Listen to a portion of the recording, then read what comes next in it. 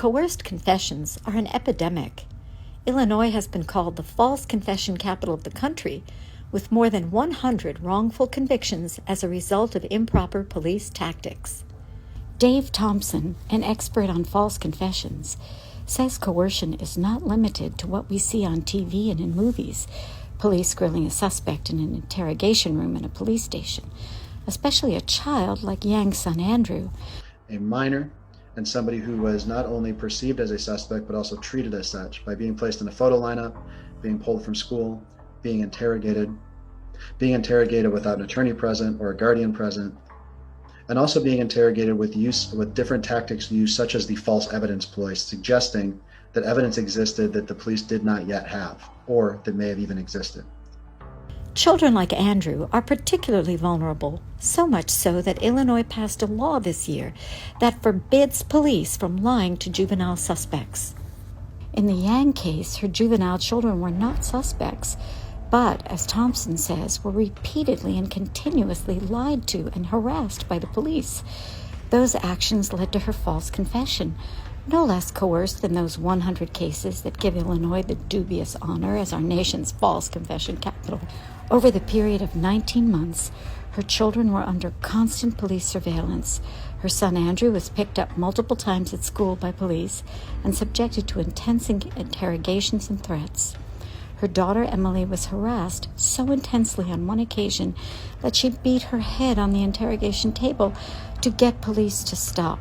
She was then coerced into signing a false statement and has, as a result of this harassment by police, been treated for depression and suicidal ideation. Andrew was also hospitalized for depression and suicidal ideation after 9 months of being picked up and interrogated repeatedly by police with no attorney or guardian present. Jed Stone represents Marni Yang. Like all coerced confessions, Marni's is so full of flaws, so at odds with the facts, so much the result of nearly 2 years of lies and threats directed at her and her children, to make it inconceivable as a narrative and, more importantly, anathema to the principles of justice. The only reason Marni is in prison today is because of her false confession. No physical evidence, no witness statements, not one fact suggests guilt. So, what makes an innocent woman confess? Marni had been pushed so aggressively into a false confession, she can be heard on a surveillance tape before making it. All right, let's start making shit up. When asked now, Marni further explains her reason to make the false confession.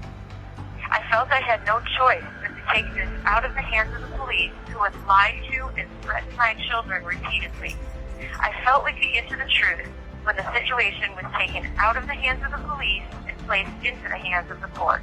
We also know that the police coerced Christy Passion to tape Marni and to lie to her and say that Marni's son Andrew would be arrested if she didn't confess. A false claim that further forced Marni into a compliant confession. So now we know why Marni made a false confession, but how badly does that false confession square with the facts of the case? Let's start with how the false confession lines up with the witnesses' statements from the day of the crime. A 5-foot-tall, slightly built Marni Yang said she wore a wig, big dark glasses, sunglasses, and a hoodie. Yet 2 witnesses told the police that day that they saw a black male, 5'8" and muscular, with close cropped hair, and neither mentioned glasses of any kind. They also said that the perpetrator wore a velour jogging suit. Additionally, in the false confession, Marni said she wore gloves. No witness saw anybody with gloves, and there was a set of fingerprints found on the doorknob in the kitchen where the killer stood. Those fingerprints have yet to be identified. In fact, Marni's entire statement is a textbook case in coerced confessions. There's not one piece of admission or acknowledgement or disclosure that Miss Yang made that either A, was consistent with the evidence and not contaminated, or B, was consistent with the evidence. Those 2 simple facts, acknowledging a statement such as putting the gun in a bucket of concrete, is not something that Miss Yang developed on her own. Add to that, Marni's false confession is at odds with the physical evidence. Renowned forensic expert Cyril Wecht says the shooter had to be closer in stature to the man described by witnesses than to Marni. Marni Yang, who is about 5 feet tall, could not have been physically capable of shooting that gunshot wound that entered into Reuter's left upper anterior chest wall. Dr. Wecht has concluded the shooter had to be significantly taller than Marni.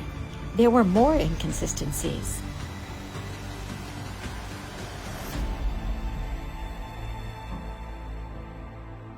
Marni, in the false confession, said that the victim fell backwards against the kitchen counter.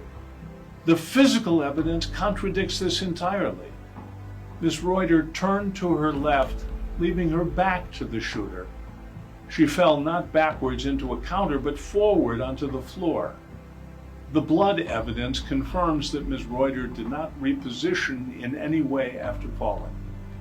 The police had shown Marni crime scene photos more than a year earlier, so she recalled the shooting took place in a kitchen, and she had no recollection that Ms. Reuter had actually fallen forward. In short, she attempted to fill in details from what had been fed to her by the police. Marni's entire description of the murder reads like someone filling in facts from what was fed to her by the police, and how someone who had never seen the murder might describe it under great duress.